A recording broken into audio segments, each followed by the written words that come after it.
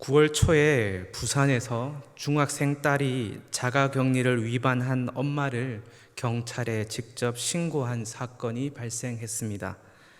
모녀가 다툼을 했고 속상한 엄마가 밖으로 나가 아파트 주차장에 세워진 자가용에 잠시 머물렀는데 딸이 아파트 문을 잠그고 112에 전화를 걸어서 주민이 자가격리를 위반했다라고 하며 신고를 한 사건입니다. 이웃에 의한 자가격리 신고는 있었지만 가족이 가족을 신고한 사례는 처음이었다라고 합니다. 코로나 바이러스로 오랜 시간 자택에 머물러야 하는 가족 사이에 불거진 갈등이 극적으로 드러난 사례라고 볼 수가 있는 것 같습니다. 코로나 전염병은 이 전염병의 장기전에 따른 분노와 스트레스 증가로 코로나 블루라는 우울함이 나타났고, 그리고 코로나 레드라는 분노가 신조어로 생기게 되었습니다.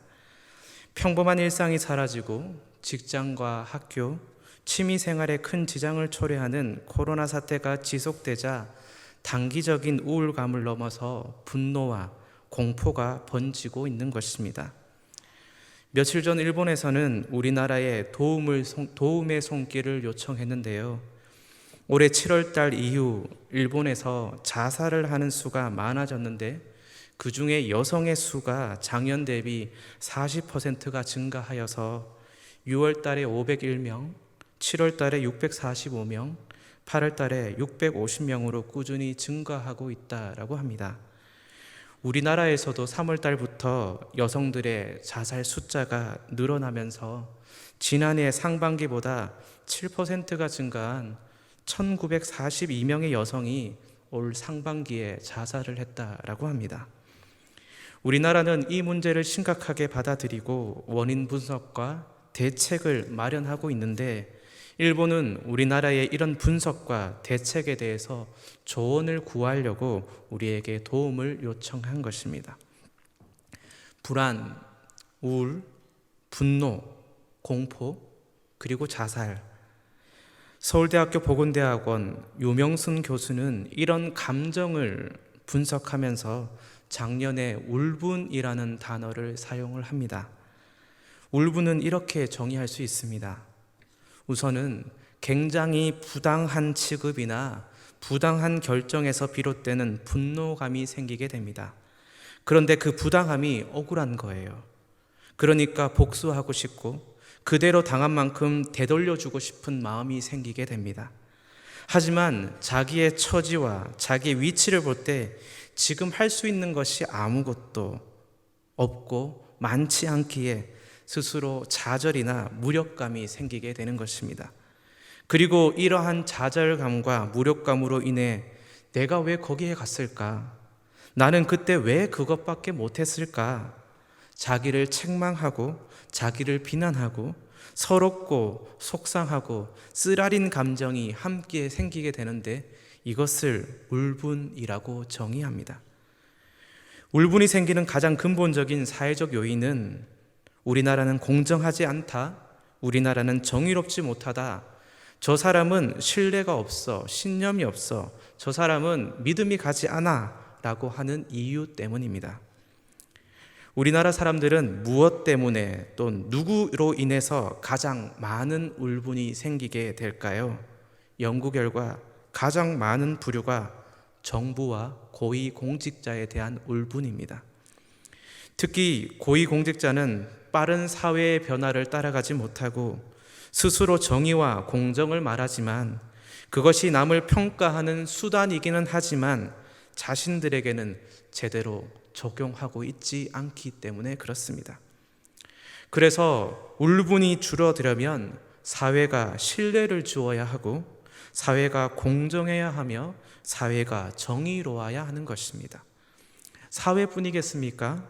직장도 그렇고요, 가정도 그렇고 관계 속에서도 신뢰가 쌓여야 울분이라는 그 감정이 줄어들게 되는 것입니다. 아이들에게 핸드폰을 오랫동안 보면 눈이 나빠진다며 못 보게 하지만 자신은 계속 핸드폰을 보는 행위, 바로 저의 모습 같은 것, 이렇게 하면 울분이 생기는 것이지요. 어느 장소에 들어올 때 이름과 연락처를 적으시고 체온 체크와 손소독을 꼭 해주세요 라고 하지만 정작 자신은 그냥 들어가면 저 사람은 왜 저러지? 저 사람은 뭐지? 저 사람은 뭐가 특별해서 저러는 거야? 나는 왜 저 사람보다 못나서 이런 것까지 적어야 하는 거야? 두고 보자 등등등. 평상시 말과 행동이 불일치되는 모습이 울분을 만들게 되는 것입니다. 여러분은 어떻습니까? 여러분에게 울분은 없습니까? 여러분의 조직, 여러분의 직장, 여러분의 가정에서 울분은 없습니까? 유명순 교수 연구팀은 우리나라 인구의 15%는 일상생활에 지장이 있을 만큼 울분이 있다라고 말하고, 스위스의 연구 자료를 통해 우리나라 사람들을 조사했더니 우리나라 사람의 46%가 울분으로 인해 힘들어하고 있다라고 말을 합니다. 이 울분을 오늘 말씀과 이어보려고 합니다. 오늘 말씀으로 한번 들어가 보겠습니다. 하박국 선지자는 1장 3절과 4절에 이렇게 하나님께 호소하고 있습니다. 어찌하여 내게 재앙을 보게 하시며 패역을 눈으로 보게 하시나이까? 겁탈과 강포가 내 앞에 있고 변론과 분쟁이 일어났나이다. 4절에 이러므로 율법이 해이하고 정의가 전혀 시행되지 못하오니 이는 악인이 의인을 에워쌌으므로 정의가 굳게 행하여 짐이니이다 라고 말합니다. 하박국 선지자는 하나님께 말합니다. 하나님, 어떻게 이러실 수 있습니까? 이 사회가 이렇게 돌아가는데 그냥 가만히 두실 수 있으십니까? 어찌하여 내가 죄악을 보게 하시고 약탈과 폭력이 벌어지고 있는데 가만히 계시는 것입니까? 사람이 서로 다투고 시비가 붙었다면 정의의 하나님께서 말리시고 심판하셔야지요. 율법이 해이하고 공정이 없어져서 악인들이 오히려 의인들을 힘들게 합니다. 율법을 지키고 공정하게 사는 사람들이 더욱더 힘들어지고 정의가 왜곡되어졌습니다. 하나님께서는 왕이시고 하나님께서 주권자이시다면 이것을 그냥 두면 안 되는 것 아닙니까? 하박국은 지금 하나님에 대한 신뢰가 깨어졌고 결국 울분이 크게 생기게 된 것입니다. 처음에 하박국은 악인들 때문에 울분이 생겼습니다. 그러나 지금은 하나님이 바로 하박국의 울분 유발자가 되었습니다. 그래서 1장 2절을 보면 이렇게 말씀하지요. 여호와여, 내가 부르짖어도 주께서 듣지 아니하시니 어느 때까지니까? 내가 강포로 말미암아 외쳐도 주께서 구원하지 아니하시나이다 라고 말씀합니다. 내가 볼 때 너무나도 잘못된 사회인데 이 사회를 정의와 공정을 가지고 하나님께 고발했지만 하나님은 구원자이신데 나를 구원해 주시지 않으시니 하나님은 정말 내가 아는 하나님이 맞으십니까? 라며 하박국은 울분을 토로하고 있는 것입니다. 그리고 가장 큰 것은 1절, 2절 중반절에 나오는 어느 때까지일까? 라고 하는 말 때문입니다. 어느 때까지, 언제까지 이렇게 있어야 하는 것입니까? 우리도 이와 같습니다. 코로나가 언제 끝날까요? 처음에 한두 달이면 끝날 거라고 생각했습니다. 이렇게 길어지니 너무나도 힘이 듭니다. 그리고 언제 끝날지 모르니 너무나도 답답하게 되었습니다. 이것이 바로 하박국의 호소입니다. 언제까지, 어느 때까지입니까? 그러자 하나님은 참고 참으시다가 대답을 하십니다. 네가 말한 그 모든 것을 해결하기 위해서 바벨론 사람들을 일으키고 있다라고 말씀합니다. 이 하나님의 음성을 들은 하박국은 위로가 될까요? 아닙니다. 오히려 더 화가 납니다. 더 큰 울분이 생기게 됩니다. 왜냐하면 바벨론 사람들이 더 포악하기 때문입니다. 악인들을 물리쳐 달라고 했는데, 정의를 세워달라고 했는데 어떻게 더 악한 바벨론 사람들을 불러서 악인들을 물리치고 그리고 선한 의인들도 피해를 보게 하십니까? 하나님, 진짜 내가 아는 그 정의와 공정의 하나님 맞으십니까? 라는 질문입니다. 그러자 하박국은 1장 13절 이렇게 말을 합니다. 주께서는 눈이 정결하심으로 악을 참아보지 못하시며 패역을 참아보지 못하시거늘 어찌하여 거짓된 자들을 방관하시며 악인이 자기보다 의로운 사람을 삼키는데도 잠잠하시나이까? 라고 질문하고 있습니다.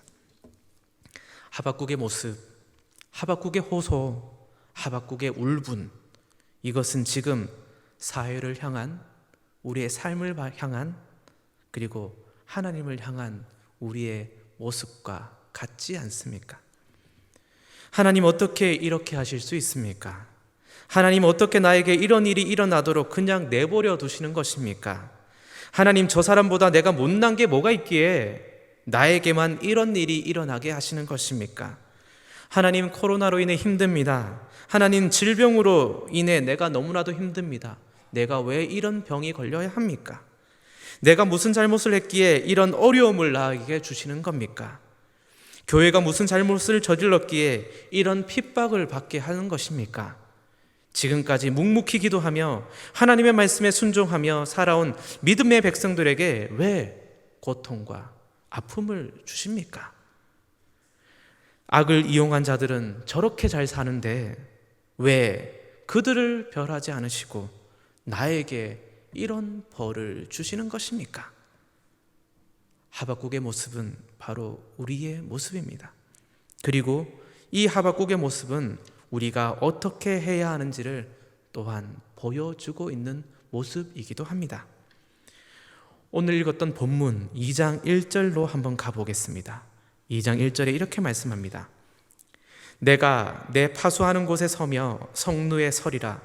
그가 내게 무엇이라 말씀하실는지 기다리고 바라보며 너의 질문에 대하여 어떻게 대답하실는지 보리라 하였더니, 하박국은 파수하는 곳, 내가 생활하는 곳, 나의 삶의 터전에서 그저 기다리고 바라보고 있습니다. 울분이 가득합니다. 움직일 수가 없습니다. 그래서 그냥 멈춘 것입니다. 그러자 하나님께서 말씀하시지요. 2절에 이렇게 말씀합니다.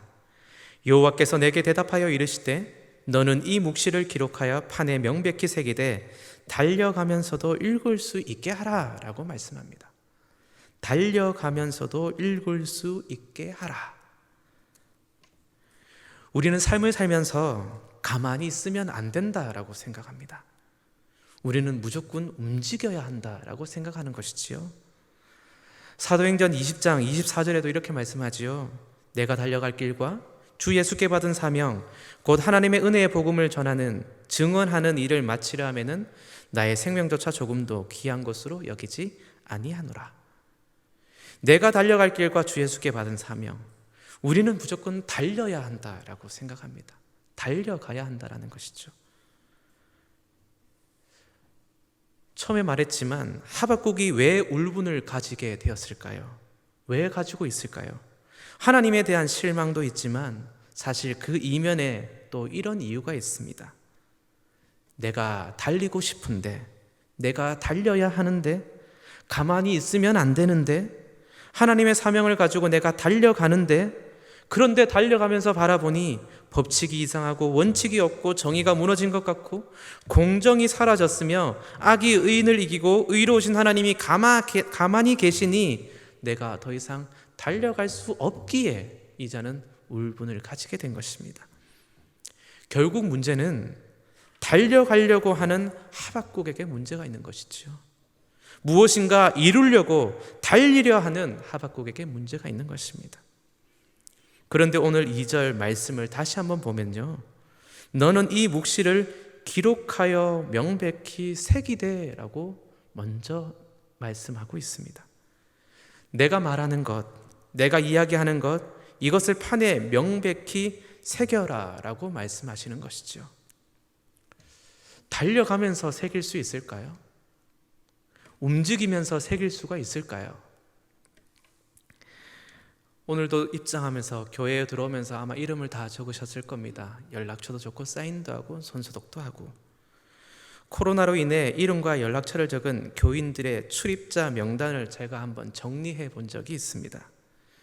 그런데 그 명단을 보면서 어떤 분의 이름은 읽을 수 있고 어떤 분의 이름은 제대로 읽을 수가 없었습니다. 그러면서 한번 생각해 보았습니다.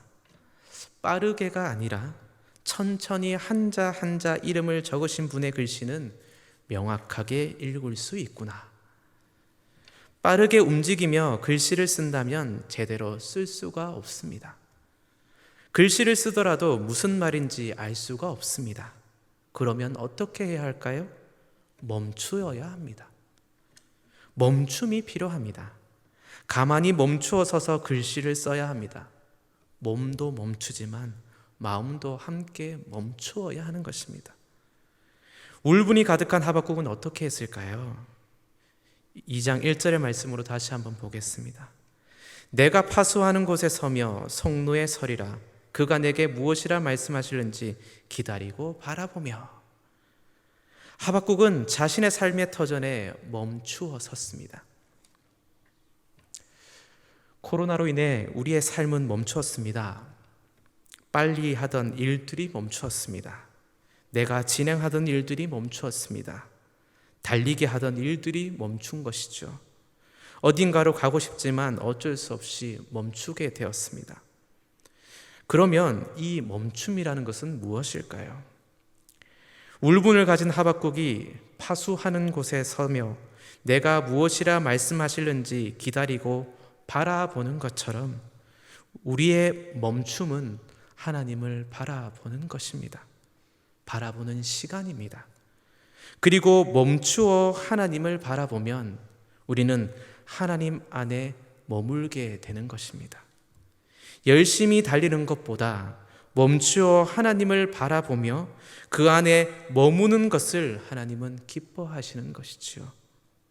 멈춤에서 하나님께 머움이 될 때 들음이 있고 배움이 있고 채움이 있고 그리고 하나님의 세움이 있고 그리고 그 다음에 나에게 세상을 향한 나아감이라는 것이 생기게 되는 것입니다.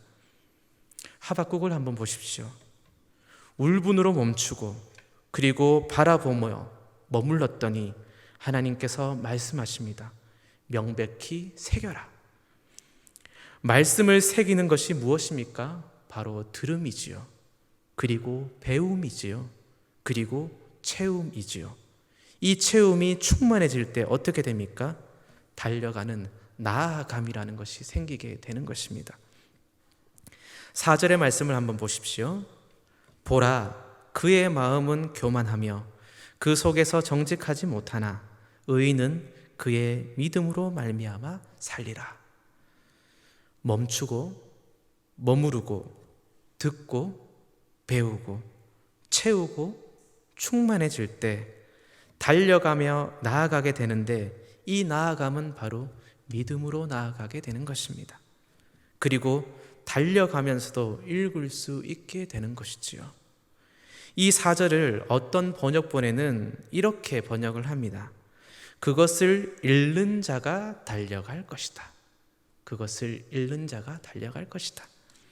멈추고 머무르고 말씀을 듣고 배우고 채우고 충만해질 때 말씀을 읽는 자가 달리는 것입니다. 나아가게 되는 것입니다. 답답하십니까? 어렵습니까? 아무것도 할 수 없어 힘이 듭니까? 달려도 힘이 듭니까? 지금까지 열심히 달렸는데 이제는 달릴 수가 없어서 달리고 싶은데 달릴 수가 없어서 너무나도 힘이 듭니까? 울분이 우리에게 가득할 때 마음에 그런 것이 생길 때 그때 우리는 멈추어야 합니다. 내가 멈춘 삶의 자리에서 하나님을 찾으며 하나님께 머물러야 합니다. 그리고 하나님의 채우심을 기다려야 합니다. 하나님은 반드시 충만하게 채워주실 것입니다. 그러면 나아가게 하시고 나아가는 힘을 주실 것입니다. 내가 또한 달려가게 하실 것입니다. 이것이 오직 의인은 믿음으로 말미암아 살리라라는 살아가는 방법입니다. 3절의 말씀을 다시 한번 읽어보겠습니다. 이 묵시는 정한 때가 있나니 그 종말이 속히 이르겠고 결코 거짓되지 아니하리라. 비록 더딜지라도 기다리라. 지체되지 않고 반드시 응하리라. 하박국이 1장 2절에서 울분을 토로한 이유가 무엇이었습니까? 하나님 언제까지 기다려야 합니까? 라는 것 아니었습니까? 그러자 하나님께서 뭐라고 말씀하십니까? 정한 때가 있다. 속히 이를 것이다. 결코 거짓되지 아니하리라. 비록 더딜지라도 기다리라. 지체되지 않고 반드시 응하리라. 언제까지라는 정확한 답이 없어서 막막합니다. 이 말씀을 들으면.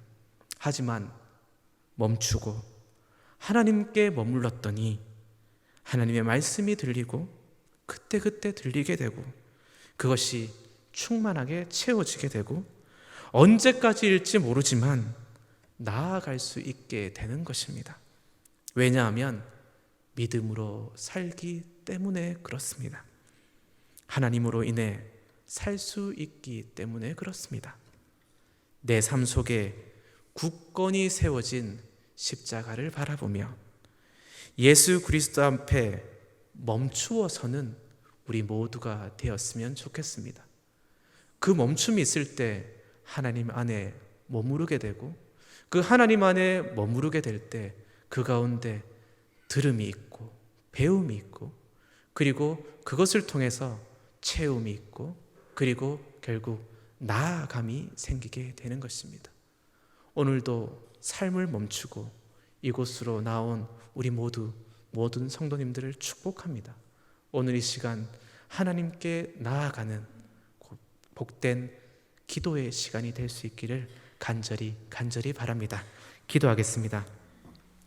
하나님, 오늘 하루를 살아가면서 하나님께 멈추기 위해 이 자리로 나아오게 하심을 감사합니다. 삶의 멈춤을 통해 하나님께 머물길 원합니다. 하나님께 머무는 믿음의 백성들이 하나님의 말씀을 듣고 배우게 하시고 체험을 통해 험악한 세상 속에서 나아갈 수 있는 믿음의 힘을 주옵소서. 울분이 가득한 하박국처럼 우리도 울분이 있습니다. 억울합니다. 하지만 믿음으로 말미암아 살리라 라는 말씀처럼 우리는 하나님으로 인해 살아갑니다. 하나님, 우리의 삶을 도와주시고 보살펴 주옵소서. 예수님의 이름으로 기도합니다. 아멘.